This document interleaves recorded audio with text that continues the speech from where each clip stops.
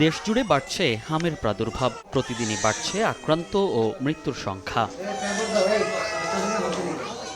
পরিস্থিতি মোকাবেলায় ইতোমধ্যে নানা উদ্যোগ নিয়েছে সরকার। ৫ এপ্রিল থেকে দেশের উচ্চ ঝুঁকিপূর্ণ ১৮ জেলার ৩০টি উপজেলায় শুরু হয়েছে জরুরি টিকাদান কর্মসূচি।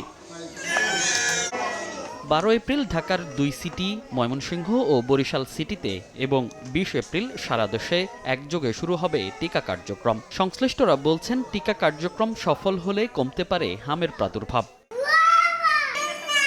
মানব শরীরে টিকার প্রতিক্রিয়া শুরু হতে সময় লাগে ১৫ দিন থেকে ১ মাস। একথা জানিয়ে বিশেষজ্ঞরা বলছেন, সে হিসেবে টিকা কার্যক্রম সফল হলে আক্রান্তের সংখ্যা কমতে সময় লাগতে পারে ১ মাস। যখনই কোনো টিকা দিচ্ছেন, এক সেল অ্যান্টিবডি তৈরি করছে, আরেক সেল মেমোরি হিসাবে স্টকে হয়ে গেল। ওই মেমোরি সিলটা করবে কি, দ্বিতীয় যখন আপনি টিকা দিচ্ছেন অলরেডি তৈরি হয়ে গেছে, কিন্তু তখন দ্বিতীয় টিকা দেওয়ার পর কিন্তু দ্বিতীয় ডোজ দেওয়ার পর কিন্তু অ্যান্টিবডি তৈরি হতে সময় লাগে না। সুতরাং ১ মাস টাইমের মধ্যে কিন্তু শুরু হয়ে যায় অ্যাকশন। রোগীর সংখ্যা কমে আসবে ১ মাসের মাথায়, তবে মৃত্যুর সংখ্যা কমতে আমাদের আরও ১ মাস অপেক্ষা করতে হবে।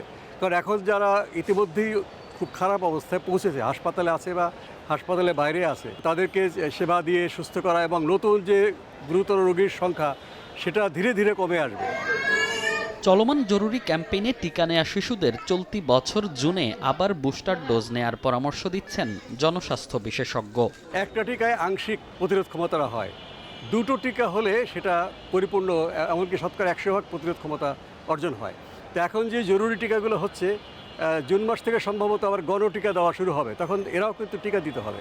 বিশ্ব স্বাস্থ্য সংস্থা বলছে, আগে হামের টিকা নেয়া থাকলেও ৬ মাস থেকে ৫৯ মাসের সব শিশুদের হামের টিকা নিতে হবে। তবে যাদের জ্বর কিংবা হাসপাতালে ভর্তি, তাদের অসুস্থ অবস্থায় টিকা নেওয়া যাবে না।